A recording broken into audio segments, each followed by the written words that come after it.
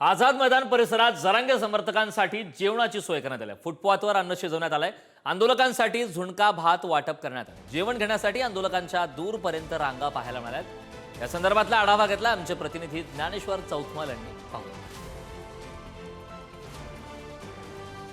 मुंबईतल्या आझाद मैदानात मनोज जरांगे पाटील यांचं जे आमरण उपोषण आहे त्याला पाठिंबा देण्यासाठी मोठ्या संख्येने हे सगळे राज्यभरातल्या वेगवेगळ्या भागातले आलेले समर्थक आपण या ठिकाणी पाहतोय।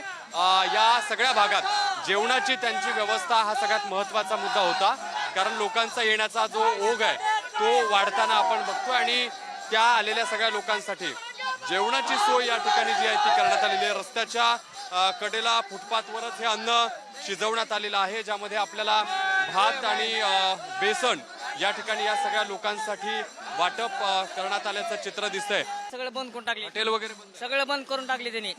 पानटपुरीवर आम्हाला असा वेपर सापडा भेटण्यात आलाय। अशा परिस्थितीत जेवण मिळालंय, काय कसं वाटतंय? आता आम्हाला जेवण भेटले म्हणजे आम्ही सकाळपासून आता जेवण करू आलोय।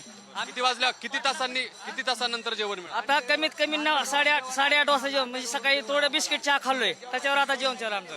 24 तासानंतर जेवण भेटलं आम्हाला। आम्ही बिडून आलेलो इथं खाण्यासाठी काही नाही म्हणून हे पक्षात पहिलाच टाइम आम्हाला भेटले। समजा आतापर्यंत काहीच नव्हतं। 3 दिवस काय अनुभव येतो? 3 दिवस झालं इथं आलो तर आरक्षण भेटल्याशिवाय आम्ही घरी जाणारच नाही।